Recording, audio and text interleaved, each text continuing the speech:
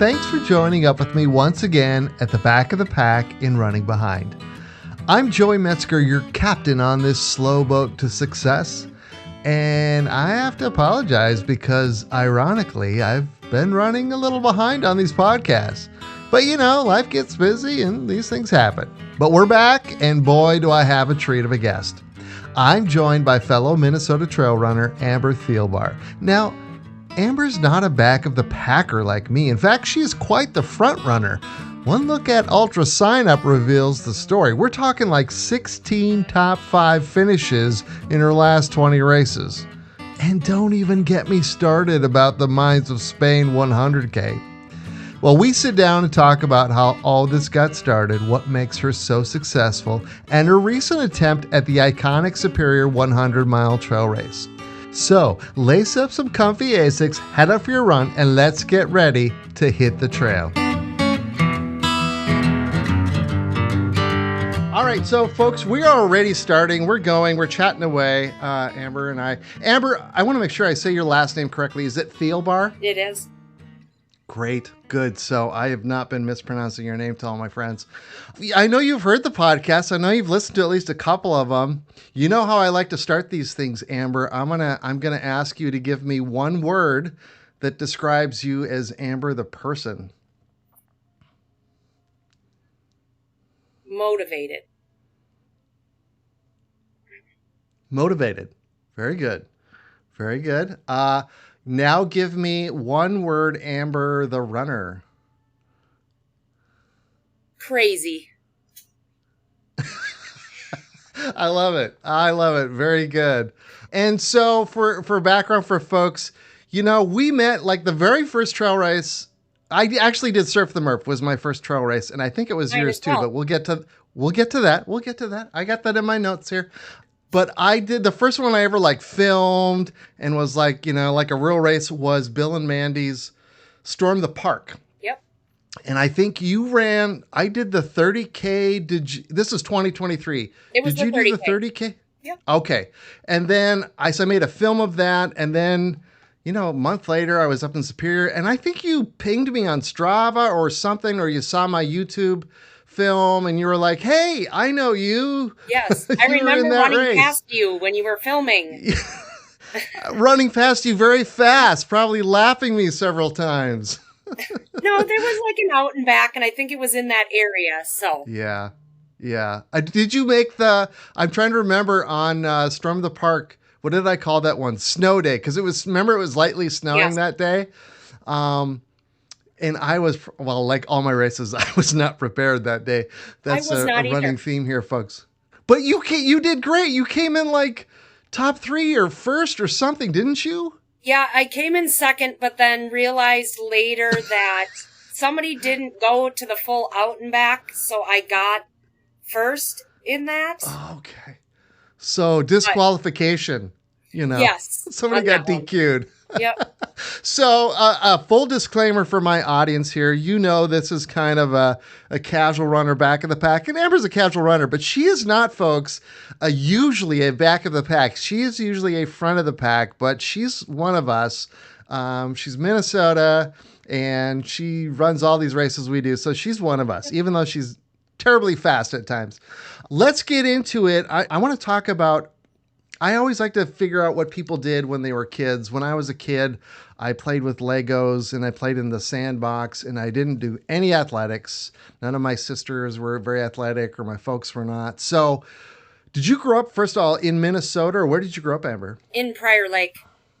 So, yep, just not too far from where I live now. So Minnesota's your home. Yep. How did you get started in athletics? And we'll get to how you got started running. Were you athletic as a kid, doing soccer, doing sports? What was your youth like? Okay, I played softball I remember when I was in kindergarten until, I don't know, I think it was a sophomore in high school. And then after that, I didn't want to play fast pitch anymore, so I went to slow pitch softball and enjoyed that a lot more. But other than that, that was the only sport I did. I swam outside, I ran and played outside with the neighbor kids.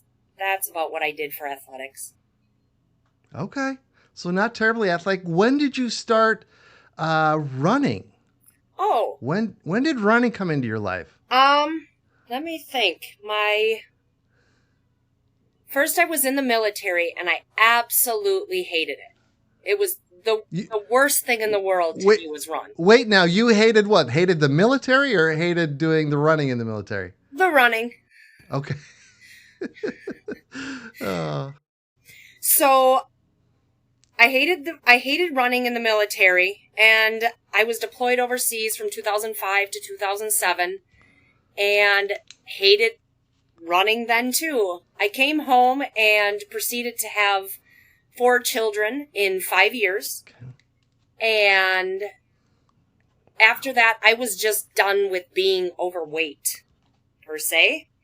So I went to the gym and started working out, lost some weight. And a guy came into the gym and he started running next to me on the treadmill. I could barely run a mile at that point. And we got to talking. He was in the military. He lived in the same neighborhood as I did. And I said, are you training for something? He said, yeah, for the Zumbro 50 miler. I'm like, what? There's a 50? Okay. What? You gotta be kidding me. And long story short, I ended up signing up for a half marathon, my very first race at the town that I live in New Prague. And it's spiraled since then. And what year did you say that was? Oh my gosh. That was in January of the year of the big snowstorm. 2000, was it either 2017 or 2018? Right. Okay. So I really haven't been running for very long. No. But you got pretty good at it pretty quickly. So you started with a half marathon, but then when's your first trail race? Okay, my first trail race, actually my first half marathon was in May of 2018. And then I ran Surf the Murph 25K in 2018. It was the first time I had even stepped foot on a trail. I never trained on it, nothing. And I ran the 25K and I thought it was great. Absolutely amazing. Wow. That was my first one too, as you know, Surf the Murph. I found out about trail running through my iFit treadmill, watching them, they video like out on these trails and stuff. I was like, oh gosh, I love outdoors and trails. And so I actually went out to Murphy Hanrahan a little bit before that race. I did it 2022. So 4 years after you, but I went out there and practiced on the trails a little bit. Still took me, 4.5 hours. So I was probably an hour behind you, but so that was your first trail race. And were you immediately like, I like this better than the roads, this is it? Or did it take a while for that to catch on that you like trail running? Instantly better than the roads. There's, I don't know, like a peace. You're just at ease out there and in nature, and I don't know, I felt free. Yeah. I know the feeling. I used to run, I still do a lot of treadmill and roads. I started kind of like you. My first long race was a half marathon, but I had done some 5Ks on the road. Always had headphones, always had music. My wife to this day, she doesn't run anymore, but when she runs, she's like, I gotta have music. And a lot of people do, and they love it. The first time I got out on the trails, I was like, oh, I don't need music. This is cool. I like just hearing, the ducks and the geese and the animals and, listening for people that are passing me, things like that. So you start running 2018 on the trails. By 2019, you start winning, right? I ran my very first road marathon in 2019. I think I came in third in my age group, but a road marathon is completely different. And then I ran Surf the Murph marathon then. I think I was second. I think at that one. And then I did my very first ultra. What was your first ultra? Was that which one was that? It was Ice Block 480. Okay. And I only signed up for it because other races that I signed up for were not open because it was in COVID. It was in 2020. Oh, right. So I tied for first place with another local person, and I got 37 miles, and I could not believe that I ran that in 7.5 hours. It was the greatest thing. Yeah, And I'm looking at it right now, Amber. This is crazy. Yeah, Storm. So Surf the Murph, your second year doing it. You do the marathon, you take second. You also did Storm the Park that year, the 17 miler, which would be like the 25K, I guess. yes. You took second in that one too? That was actually canceled, but they had us do it remotely. So I ran 17 1-mile loops around my neighborhood in the pouring rain, and it was horrible. Oh, gosh. Oh. So 2020, yeah, a lot of stuff got canceled, but so you're like, this is crazy. So when you did sports, your other sports as a kid, softball and stuff, were you used to being a dominant athlete and coming in, top 3, top 1? Yeah, with softball, I always had to try to be the best. And okay, how many races how many bases could I steal? How many, how fast could I get around the bases? And yeah, it's like a game with myself. How fast can I get something done? Yeah, got it. I see that theme here. So I was also looking at your stuff on Ultrasignup that in 2020, everything got canceled. What is the Yeti Ultra 24 hour? I saw that pop up on your Ultrasignup. What was that? Is that something they still do, or is that just something for that year? No, I think he might still do it. It was just a virtual thing where I think it was run. I have the thing, I'm staring at it on the wall. Next to me in my laundry room is where I have all my bibs and stuff on the wall. It's, I think, 4 miles every 4 hours for 24 hours. Okay. So that's what. So I've heard of the 4x4x48. It's kind of a version of that, right, for 24? But I had to up that, and I think I did 6 mile. I can't remember. 6 miles every 4 hours. It was hard in the middle of the night. Let me just tell you that.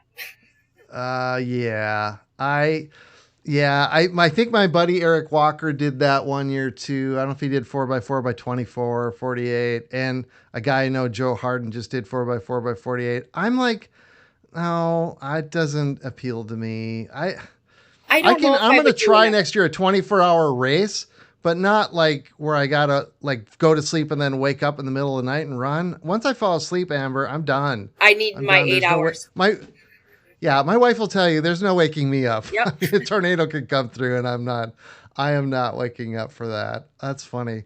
So you start winning, you start doing trail races. Do you start to take it a little bit more seriously? Did your training change once you started to win? How did you, or did nothing change? Or did you still just like, I'm just going to run my miles? Or did you get a coach? Or what changes after you start winning some of these races? I did get a coach. Okay. Do you still have the coach today? Yep. His name is Pat Griffith. He's from Trail Transformation. Okay. He's absolutely amazing. And, I think I signed up with him. And then my races got canceled because of COVID. So I think he's been my coach for 5 years.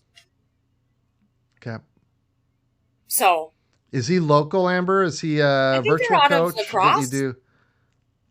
Okay. Having the coach, I think kind of, I don't want to say held me back, but made it so I didn't do too much and hurt myself. He gave me the correct stuff to do. Okay. And that's allowed you to perform better, to have more success and probably recover faster and things like that. Okay. So when you approach a race or you're running, because you're fast and you finish on the podium, do you for me and a lot of my slow friends, I just like to literally get done before the cutoffs. you're obviously not worrying about that. When you approach a race, I'm curious about this, and I should ask Tim Tollefson this too, but like, do you get disappointed if you're outside of the top 5, or do you gear No. up for a race going, here's what I need to do, I can win this, here's what I need to do to win it? Are you always thinking about, well, and that makes sense, you're thinking about winning, or what are you thinking about as you train for a race?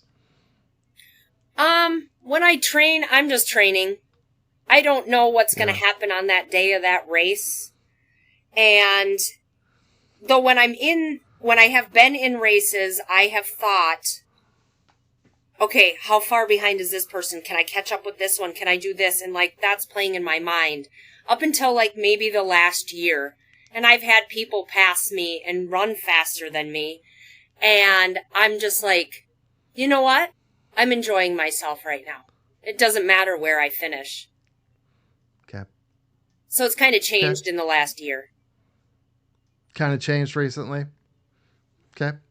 I would love to know what that feels like to come in. I have dreams about that. I have dreams about that I'm running really fast and I'm actually at the front of a race, but that's you know what? For me, if I beat the cutoff, I've won. I've won the race if I beat the cutoff. Hey, I admire you as well, because you know what? You're covering the same distance that I would be, or anybody up front.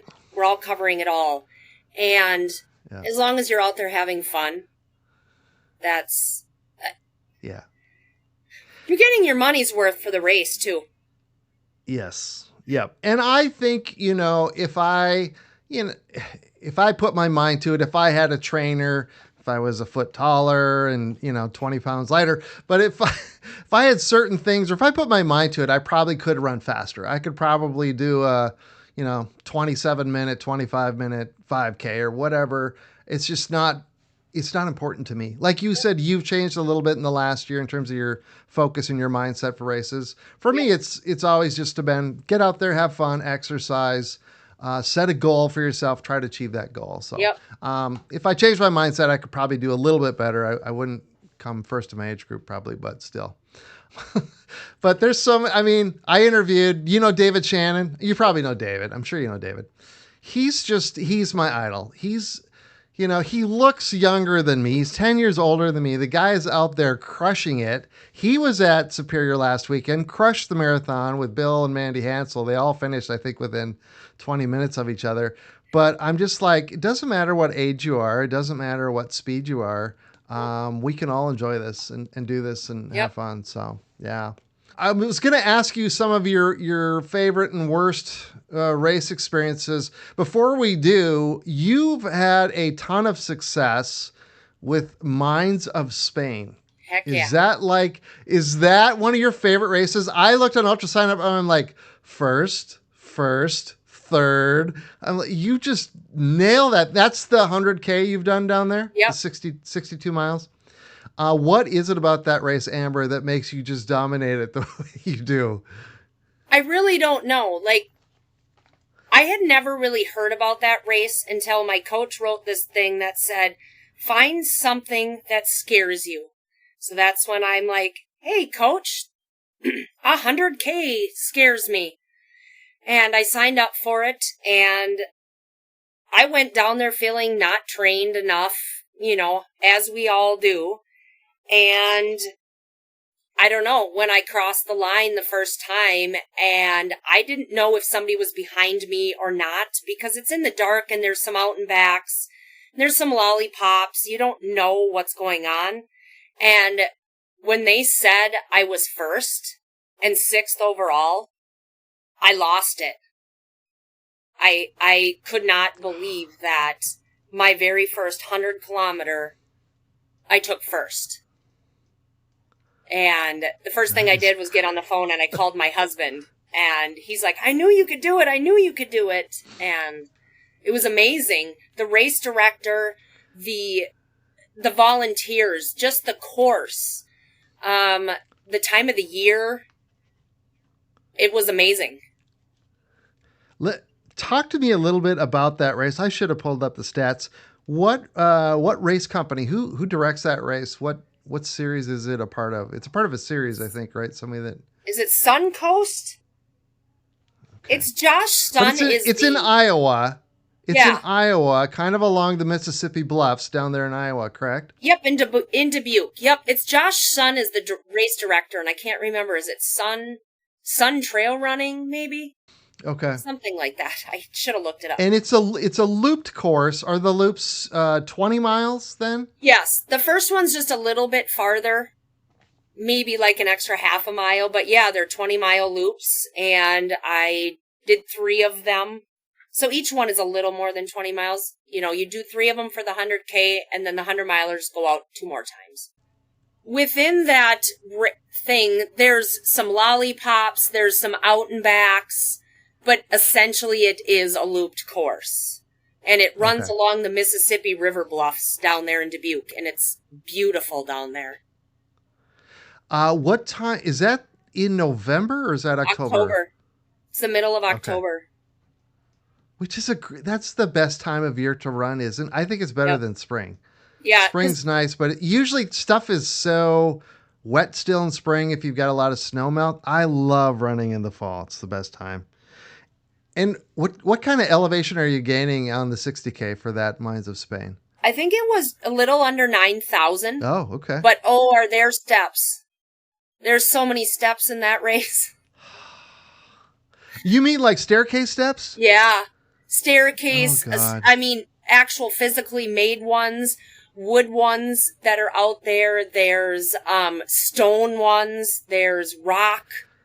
It's just a lot of steps. I was very surprised. How do you feel about steps? I kind of hate steps. I'm like, give me a steep, muddy, straight incline over steps any day. Like at Storm the Park, that staircase, I'm like, it just killed me. And it's like, you'd think stairs would be easier. I don't think they are. Do you?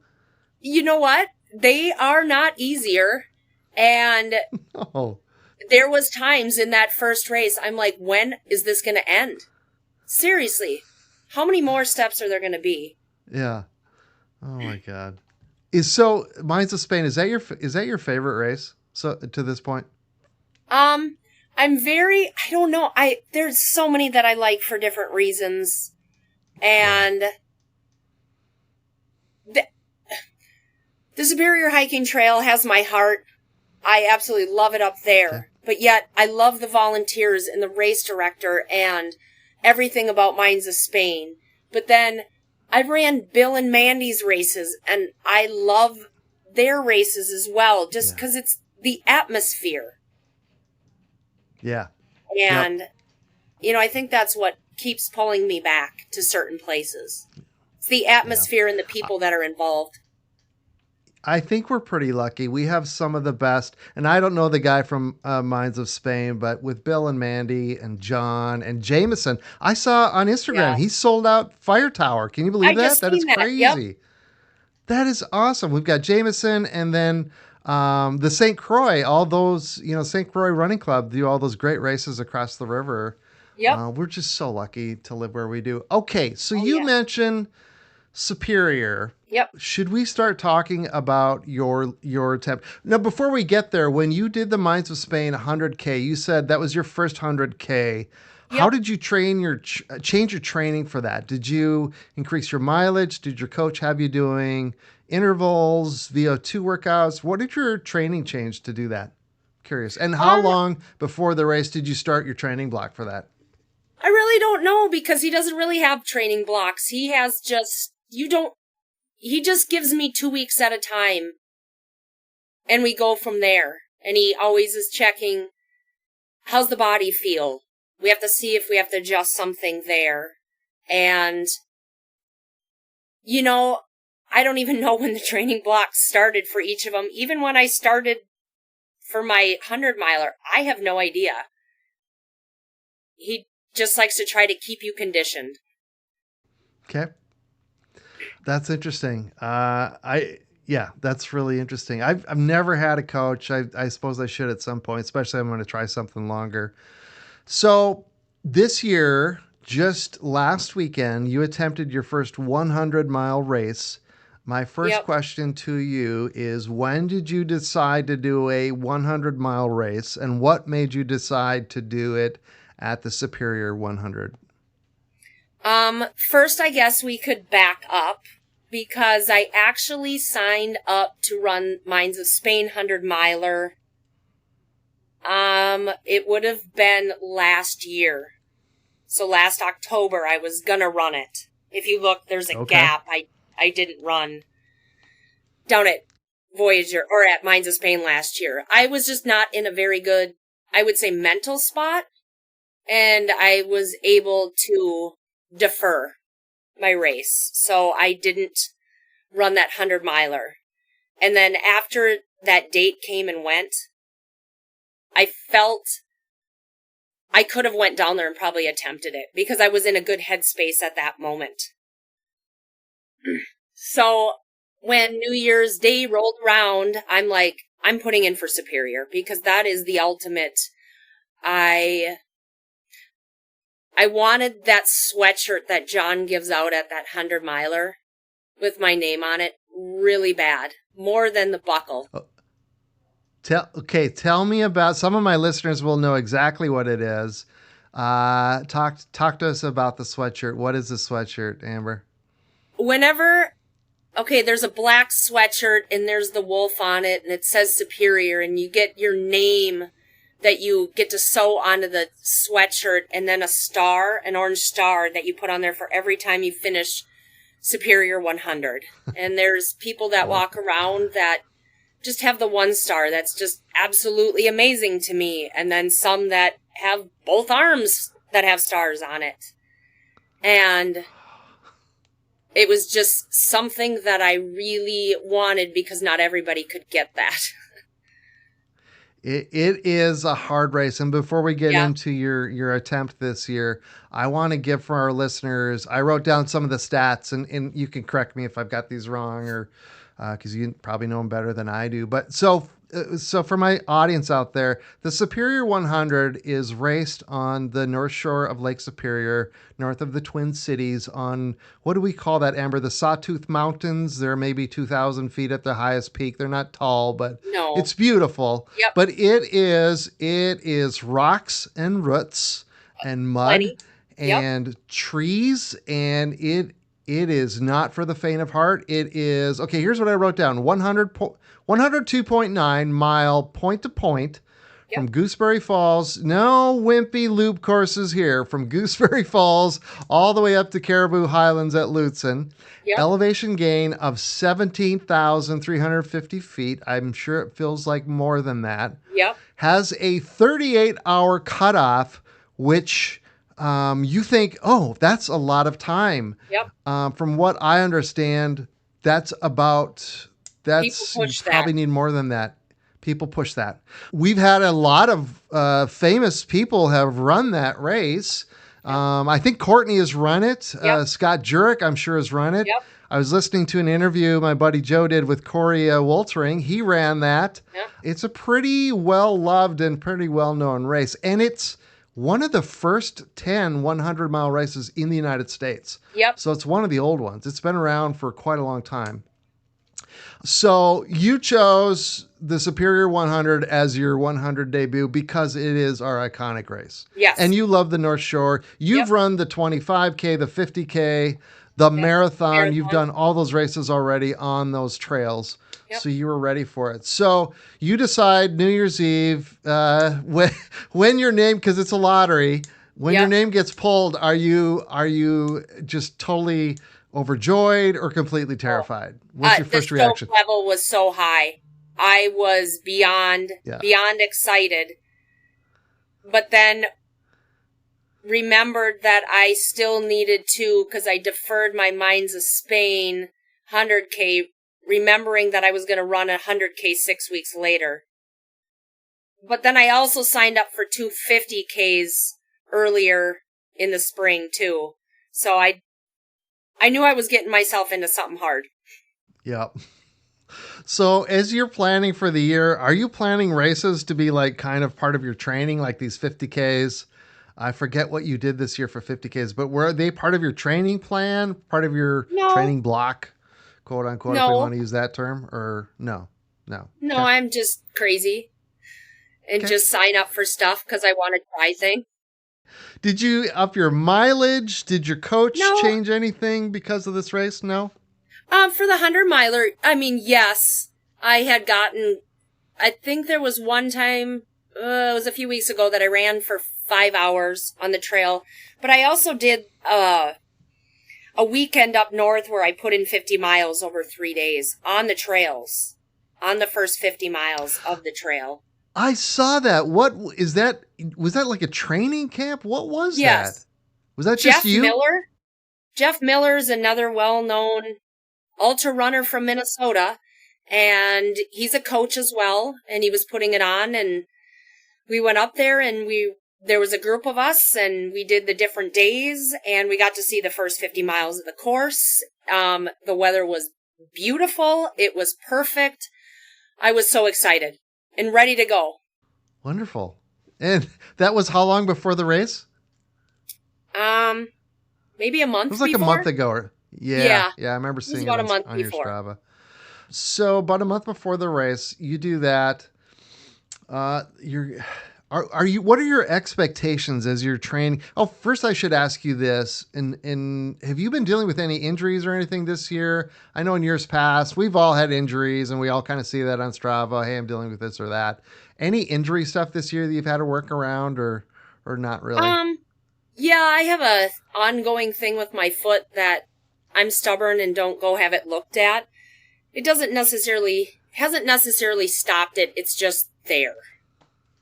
And then I know I know it's not like an injury, but a lot of ups and downs in my own brain. I lost my father in May, so I was kind of struggling along with that. And it made for some hard days out on the trail where it was even the first time I had even, during a back-to-back long weekend, I gave up. I've never just stopped I finish everything that I've set out to do. Yeah. And I didn't for the first time, but then I realized I'm human. Yeah. Yeah. You had messaged me because I had lost, I mean, it sounds silly. I had lost my dog, but he was my soulmate, still is. Yep. And you messaged me about your dad, and I've lost both my parents. And yeah, I mean, I feel for you. And it just stops it. And I deal with this with my running buddies too. At times it's like, whether it's tragedy, whether it's just changes in life, changes in job, there are just things that just stop us and make you go, running is fine, but who gives a bleep? I mean, it's just, there's more important things than that. And you just kind of stop and forget about it. So, all right, let's talk about the race day. So you get up there. First of all, what are your expectations? It's 38-hour cutoff based upon your training, based upon, hey, just yourself, that course. What are you thinking, Amber? Are you thinking, I'm going to probably be podium, I'm going to be pushing cutoffs, I'm going to be somewhere in the middle? What are you thinking in terms of expectations of your finish time for that race? I really, in my head, I really thought I could run anywhere between 30 and probably 32 hours. Okay. I really just wanted to finish. And I had no expectations being up at the top, being in the middle, being in the back. It didn't matter. I just wanted to finish. Yeah. You wanted that buckle. You wanted that sweatshirt. Yep. That's what you wanted. So what did the whole family go? What's your husband's name again? Because you've mentioned him on Strava and Facebook, and I forget what his name is. My husband's name is Rick. Did your husband and your boys come up? My boys did not. They stayed home. That would be too much for me. Okay. I'd be worrying too much as a mom if they were okay or if they not. Yeah. My husband, he's an adult. He's on his own. He just needed to get me my stuff at aid stations. Was he your entire crew then, or did you have other people helping crew you? Nope. He was just my entire crew. And then I had another guy, his name was Mark, he was going to come out and pace me for about 26 miles. Okay. The last 26? The middle, from Finland to Kramer Road. Because I've seen the last 26 so many times that. Yep. You know that section. I didn't need to know that. Yep. Yeah. So that's where you first can pick up pacers, I assume, right at the 50-mile mark? Oh no, you can I believe at County Road 6, which is the 44-mile mark. Oh, okay. So All it's right. the aid station before that, but Okay. And are you guys camping up there? Or are you staying yeah, we in a camped at hotel or? Tennecush in our camper. Okay. Yep. So the morning of the race, you get up. Is the weather? What's the weather like that day? I forgot to check. You guys had pretty decent weather, Dreary. right? It was dreary. A little misty. There was moments of rain throughout the day, but nothing real hard that I thought. It got a little windy. It was, I think, in the upper 40s when we started. Upper 40s? Yeah. Which is kind of ideal, actually. Yeah, I mean, I didn't think it was bad. I threw on a long sleeve shirt and I honestly felt comfortable. So talk us through your race. So you start the race, you're feeling pretty good. Yep. Talk us through it. Tell us about your day, Amber, and how it went and what exactly happened. You know, they had to change the first few miles of the race. It's normally starts out running down a paved path, I believe, for 4.5 miles until they join the actual trail to get everybody kind of spaced out.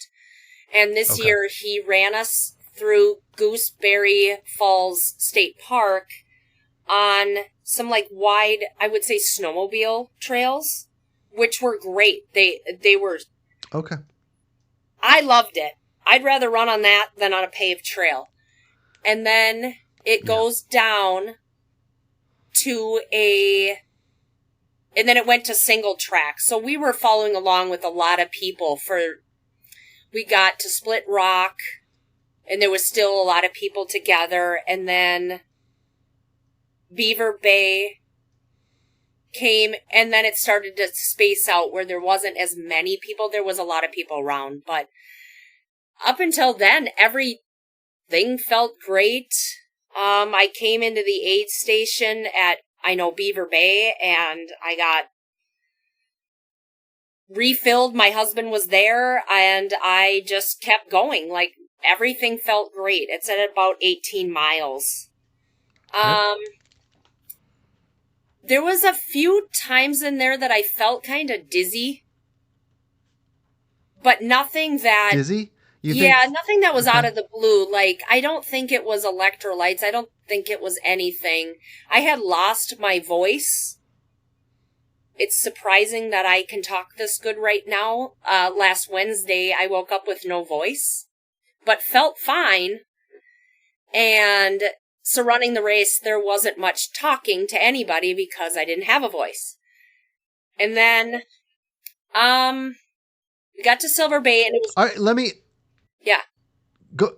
I was just going to say, so 18 miles in Beaver Bay, and some people get really into this. Some people don't really care. They just run by feel. Did you have like a chart of like pace and like, oh, I want to be at Beaver Bay by about this time. I'm ahead of pace, behind pace. You have anything like that where you're tracking your pace and your progress to know if you were on track or were you not tracking, just running by feel that day? No, just running. I know I was running probably a little faster than I should have because it felt good. Like, you know what? I don't even know what time I came in there. It was not often that I actually looked at my watch besides to see if I had to eat something. But that was about it. Okay.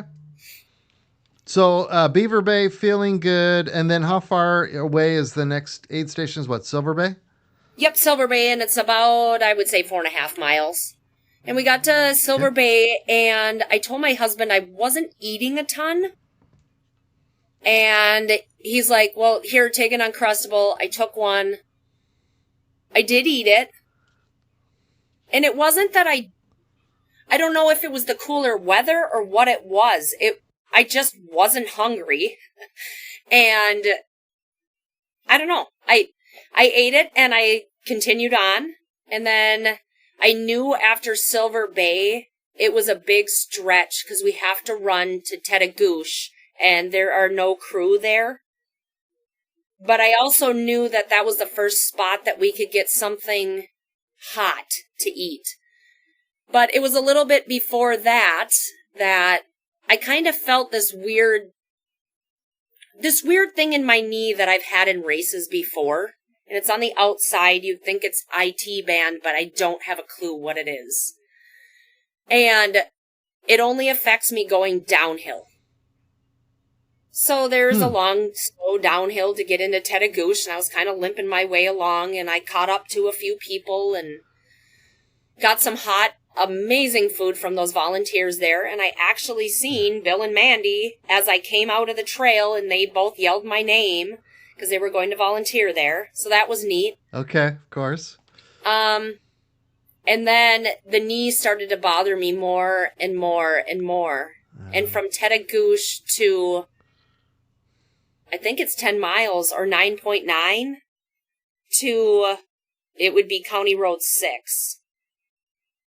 And it just started to wear on me more that I could not go downhill. I was running with some other people and the one guy said, "Are you okay?" And I said, "Yeah, my knee hurts." He goes, "Yeah, you're going downhill very weird." I was jumping down rocks I was like sideways and not normal for trail running. And then I got into, other than my knee, my legs felt great. I was taking in electrolytes. I was somewhat eating, not probably as much as I should have, because I was so frustrated with my knee. I did take some Tylenol. The pain was still there. Didn't go away. I got into County Road 6, and that section took me forever, because there's so many rocks to go down, but they are not even. It's your typical Superior hiking trail.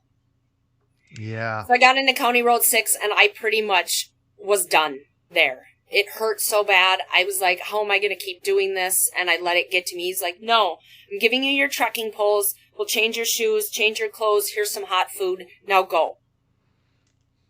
So I did. And County Road 6 is how many miles? Is how many miles into the race? County Road 6A? 44. Approximately. 44 miles in. 44 miles. Yep. All right. And then I'm like, okay, I'm going to get to Finland. I'm going to get there. And I had taken some more Tylenol. And I still felt it. And then somewhere maybe a couple miles in, it starts to flatten. I don't want to say flatten out, but it does flatten out a little bit in that section before Finland. And my foot that had been hurting me all summer long started to bother me really bad. And I don't know if it was because I was favoring and using that leg more because my other one was hurting. And I was getting really upset with myself because things were taking so long. Because I wasn't running, and it starts to get, it's dark by then, and just getting frustrated, and I knew it wasn't going to get better, and I knew that at 50 miles, that my race was going to be over. But then I also thought to myself, there's more to me than me finishing this race that I really, really, really want to finish. And I sat there, when I got to Finland, I sat there for a while, and my husband's like, "Are you sure? Are you sure?" And my pacer says, "Well, you can't drop at the next aid station because it's a no-crewed area. So you would really technically have to go 12 more miles to get to the next one." And there was a part of me like, could I do it? Could I do it? And I thought, I can't hurt myself more and then not be able to run for a long time. And that would drive me crazy even more. Yep. So sorry, I got emotional there because it's still, still so fresh and new. And Amber, it's so real. It's absolutely fine. It's it's absolutely fine. This was your A race. This was your goal for a long time. 100 miles. Yeah. It's our iconic 100-mile race. You love that area. Your body's not letting you finish it. It's absolutely, Yep. expected that you would feel this. So that is totally fine. It was just my knee. My muscles, my legs, my Yeah. stomach, my everything felt fine. It was my knee that it felt like a knife was being stuck in it. And my Mm. pacer was going to pick me up there, and Yeah. he's told me about the 100-mile attempts that he did where he had to drop. And it's real. There was a lady, her name is Susan Donnelly. I met her at the very beginning of the race, and she was going for her 23rd superior finish. And when I finished, I realized that she did not finish either. And I know it's real. It's not, you don't sign up for something, especially in ultra, and know that you're guaranteed a finish. Yeah. Yeah, absolutely. I don't know if you listened to my episode with David Shannon or not, but he has attempted, I think, 6 100-mile races and finished 3 of them. Yep. And he knows Susan Donnelly very well. I think they've hiked the Grand Canyon with John. Susan and John, they show up at the Grand Canyon. Oh, I've done 150 100-mile races, and she's right up there. Yep. They both, I think, did their 100-mile race together. 100-mile race together.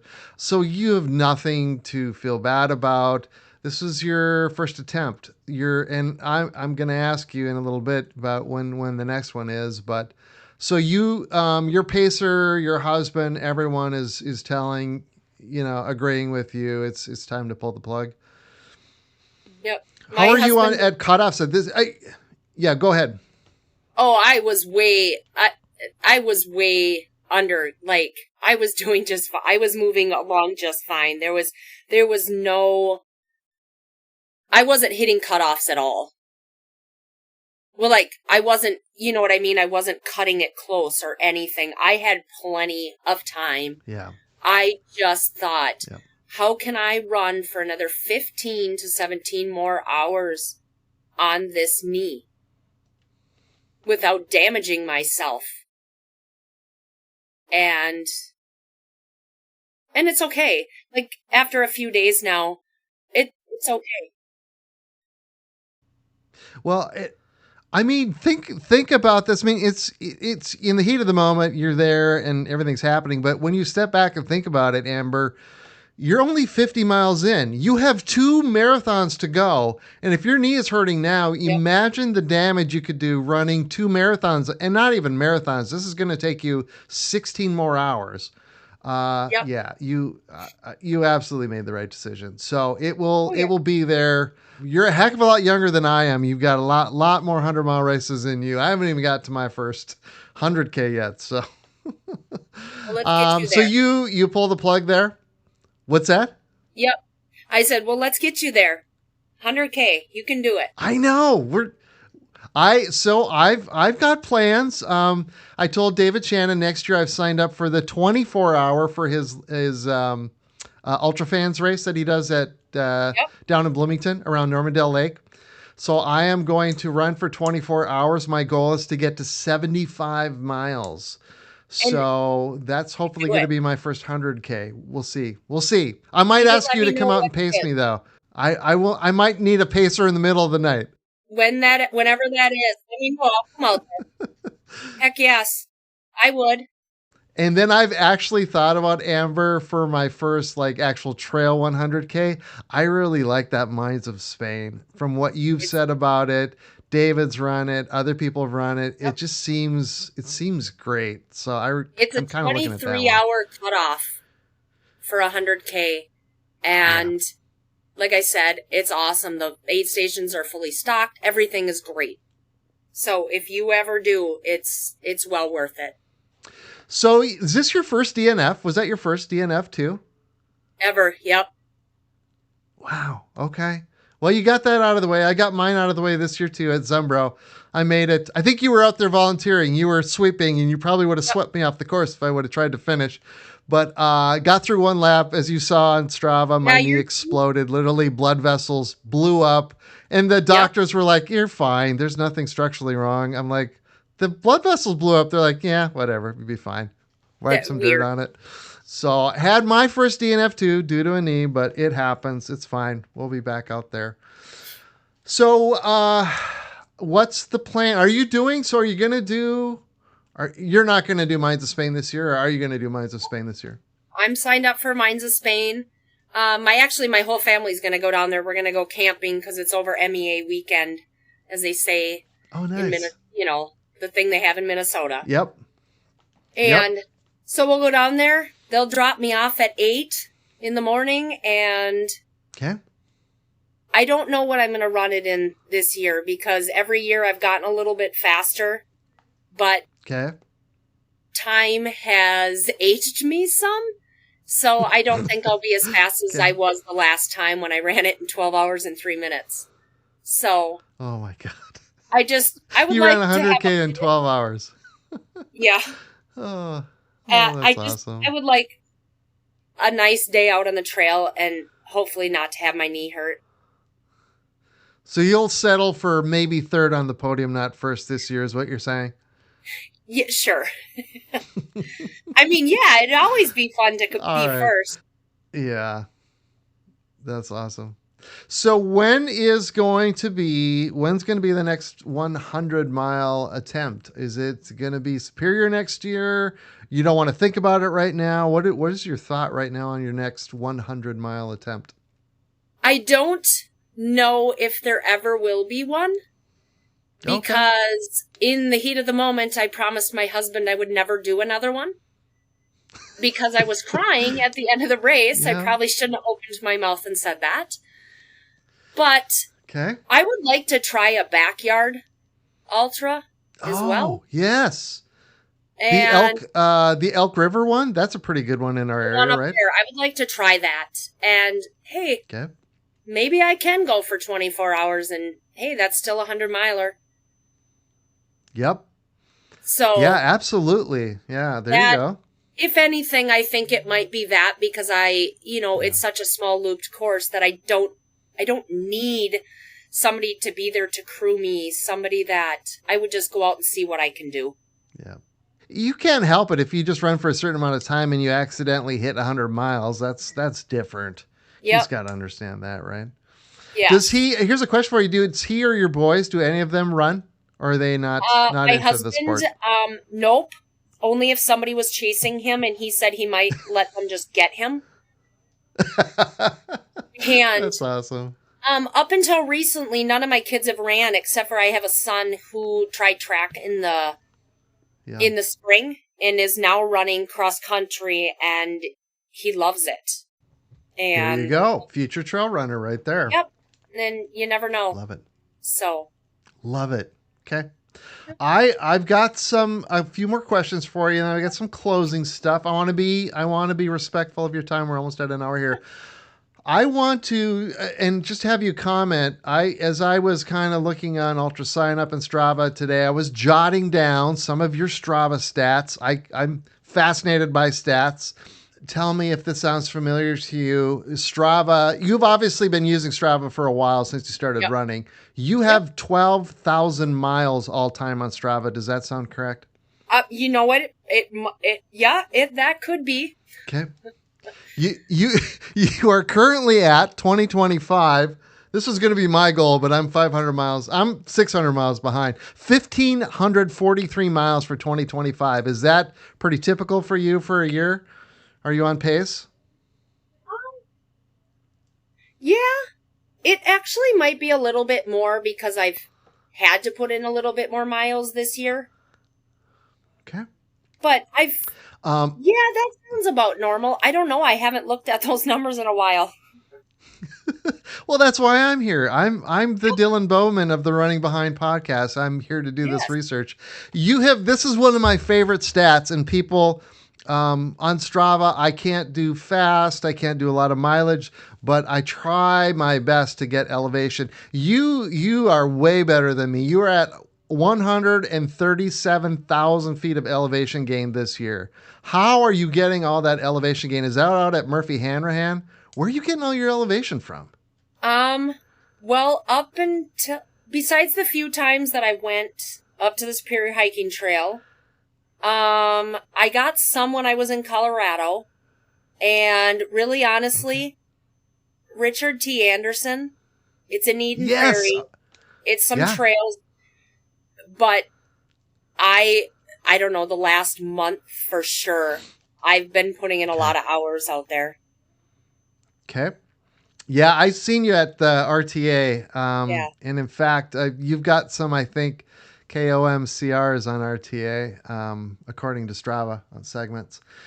Your fastest mile on Strava is a 6:26 mile, Amber. Holy God. Yep. You shot out of it. Or how the heck? My God, I can't even imagine that.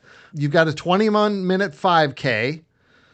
Your best trail marathon, is 4.5 hours at Chester Woods, which I think is just absolutely insane. I don't know that course, but anything out on the trails at that speed is crazy. That's within a 50K.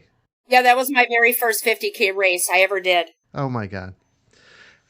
Do you know how many Strava segment KOMs you have, CRs? No idea. You have 12, Amber. You have 12 legitimate. Yeah. You have, how, now maybe you don't go deep into the stats on Strava, but I do. If you go to like your KOMs, there's another bracket called top 10s. Okay. You have literally hundreds of top 10 Strava segments. I stopped counting. I was like, I'm not going to count this. It's literally over 100. So very impressive. I will tell you, I have 3 Strava segment KOMs. 2 are in fictional land because they were on the treadmill, but because the treadmill follows like the Kepler track in Australia, there was a brief period on Strava where it thought I was actually running there. They've since fixed that. It doesn't happen anymore. And so because I was on the treadmill, I'm close to Hayden Hawk's time. I have a top 10 KOM on the Kepler track in Australia. Nice. So that's my claim to fame. There we go. Before we get to the closing stuff here, I noticed you're doing a lot of volunteering this work. Do you typically do a lot of volunteering at races, or is that something new for this year? Or have you always done that? No, I like that. I would say I think my favorite thing to do would be packet pickup, because you just see the excitement in people's faces and what the adventure that they have ahead of them. But then another thing that I like to do is sweep the trails behind everybody and really hope that you don't see anybody. But I have come across people that their day was done, and you just talk to them and let them talk. And I don't know, that still is, it's amazing because some people, you don't know where they came from, where they're going, and how much it took for them to get into that spot. And you hope that they'll just continue on. That's great. I love that you said that. That's awesome. What are future race plans next year? Any plans, or it's too early to say? Like I said, right now, maybe that backyard. Okay. I really honestly would like to go back to Bill and Mandy's races too. I haven't been out to theirs in a couple years just because of other races and how it's lined up. And I don't really know yet. Yeah. I don't know. Okay. So Backyard Ultra, maybe Bill and Mandy's. I got to get back out to their races too. There's one of theirs I haven't done, which is Storm the Farm. That was their original one. I feel like I should go out there and do that one. But yes, I ran that one. I just love those guys. Bill and Mandy are the best. They're awesome. They're awesome. Okay, so one last question before we get into the closing. Any ambitions on doing more road marathons? I know you mentioned your first race was a road half marathon. Do you ever have ambitions? I feel like you'd be somebody who would just blaze through a road marathon. No, it doesn't appeal? No, There was a little part of me, maybe last year, I think it was, when I was like, oh, I'm going to do grandma's. I think I can get a Boston qualifier. I know I can. And then as it got closer, I'm like, no, it's too much pounding on the road. Agreed. So I did one road marathon, and that's it. Yeah, pounding on the road. Not fun for me. Okay, Amber, we're going to get to the closing questions here. Yep. My first question to you is, do you have a dream trail race? Money's no object. Training is no object. Just assume you're fully trained. You've got all the money in the world to travel. Is there some race somewhere in the world, or maybe it's in Minnesota, that some race you haven't done that you would love to do? Well, besides finishing Superior 100, I have a friend of mine who lives in Minnesota as well. And I want to say, I think it's called Swiss Peaks 100, Swiss Alps 100. There's some races over in Switzerland that she went to that I looked up, and they looked absolutely amazing. I would say even just running around by where UTMB gets run, it doesn't have to be the race, but just running over there. That would be awesome. I'm going to throw out a race. My buddy Tim Tollison loves Lavaredo. And actually, Eric and Mario and I were looking at it. And actually, Amber, I realize I have enough UTMB points to register for the 50K, but it's a lottery. Now, I'd have to rob a bank to go over there, but I may register for it and just, what the heck, see if I get in. If you get it. But Lavaredo, because it's supposed to be in the Swiss Alps, and well, it's in the Dolomites, so, Swiss Alps, but I'd go there too. Yeah. Okay. Something, Amber, you like to do that has nothing to do with running. What's something you do that's not sports Camping. or running? Oh, cool. Any particular places? Minnesota, we've got all these great places. North Shore, or where do you like to camp? Really anywhere with my family. Okay. You have a camper, right? Yep, we have a camper. Okay. Podcast you listen to that is not related to running, or if you don't listen to other podcasts, music that you like? Oh my gosh. Podcast that's not related to running. I don't know if I have any on my... Okay. And I literally listen to any kind of music too, and it's all... Yeah, it's hard to say, because I listen to anything, and all my podcasts are running podcasts. Got it. Fair enough. We've reached the ultimate question, Amber, and give me 5 of your favorite pieces of gear for going out for a run. Okay, my Solomon vest, because it holds everything.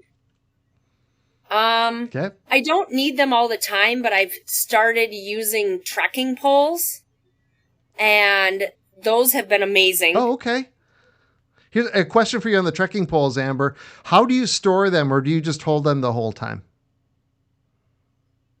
I actually have a quiver, the Solomon quiver that goes on the back of my vest. Yeah. But yeah, same. I just hold on to them. I haven't had them in my hands long enough to have to put them away and then take them back out yet. Okay. All right. So, trekking poles 2, you were going to say, what's number 3? I have this thing for my Element, that electrolyte drink. I have that every single time I go out to run. I don't have a full pack. I usually use just a half of the pack because it's too salty then. So I would say that. Okay. I always have to have a hat on. A hat? Any, just a baseball hat? Yep, just a baseball hat. Just a basic white hat. That's all I use. And then for my last thing, I don't want to say my phone and headphones, because I've done races. I've done my 100Ks without having anything in my ears. Yeah. Just a good pair of shoes, I guess. Okay. Are you have brand or brands you like or styles you like of shoes or just? Well, I have all sorts of different kinds of Hoka shoes. Okay. I have Asics shoes. I think those are the two brands that I run in the most. Got it. I think I'm the only person in the world that doesn't like Hokas, and maybe just because I have wide feet, I prefer the Topos. Actually, I just got my first pair of Topos maybe a month ago, and they're trail shoes, and they are wonderful, but I got them way too late to really have enjoyed them for this race. Okay. I try them, run in them, tell me what you think. I absolutely love them. And I've run in Asics. I still like Asics if I can find, every once in a while Asics will have a model that's too narrow. But if they have one that's comfortable for my feet, I love those. And I'm actually really loyal to New Balance. I don't know why, especially for like treadmill and road shoes. Their shoes are just like bang for your buck. You can't beat it. They just make some really great shoes. So, yep, my son has been running in New Balance, and he likes those. Yeah, they make great shoes. Well, Amber, I think that's it. I'm going to let you go. Thank you for joining. I appreciate it. And thank you. Are you fully healed up now? Is the knee feeling a little bit better? Or? Yes. That's what's so frustrating about the whole thing is that it doesn't hurt right now. So, but I haven't went running yet. Right, exactly. Well, that'll come. It'll come. And Superior, I don't know if we're going to do 100. You told the husband you're not going to do 100, but you'll be back at Superior, I'm sure, at some point doing some race. So. Oh, yes. But hey, I also want to. I want to wish you good luck at your race coming up. Go get it. Oh, thank you. I think, as you know, I'm very talkative on Strava. So and I know you see all my stuff. And I told Eric and Mario, I'm a little bit nervous about it because, like you, Amber, my training's been interrupted. I haven't been focused. I started a new job last fall, and it is absolutely overwhelming right now. I love it, but it's a lot of work and just life, and our kitchen is tore apart and. So I haven't done a ton of training, but the last couple of weeks it's kind of coming around. Yeah. And my climbing's pretty good. I'm scared about the altitude. I'm really only scared about being at 8,000 feet. I think I can cover 33 miles in 12 hours and climb 6,000 feet, but I'm a little nervous about the altitude. But you know what? Half of these things are in your brain. And so I need to do, I'm glad people are encouraging me because I need to stay positive. I need to focus on success and then I'll be fine. So yes. I'll do all right. You'll get it. And hey, you got to interview Tim Tolfson, and I listened to that podcast when I was at 10,000 feet elevation in Colorado. And I think you can handle that for 12 hours. You got it. All right. Thank you. I appreciate that. I'm also excited just going out there, Amber, seeing all these people, seeing Tim. Yep. He owes me a hug. He said he's going to hug me. So Debo's going to be out there. Awesome. Everyone's going to be out there. And I'm actually super secret surprise. I'm working on doing some 2-minute interviews with whoever will give me the time and put together a little podcast of some of the regular folks and some of the more famous folks who are out there that week. So, and the wife's coming with, the dog's coming with. We're just going to have a blast. It's going to be great. Nice. So, you have fun. And thank you very much for this interview. Thank you, Amber. Yeah, thank you, Amber, for sharing your stories. I know that Superior 100 race broke your heart this year, but you will be back. And hey, maybe as soon as a certain little upcoming race near Dubuque, Iowa. Well, I hope you all enjoyed getting to know Amber and hearing her stories. I most certainly did. And be sure to check out my YouTube channel. I have films there of some of the races that Amber and I talked about.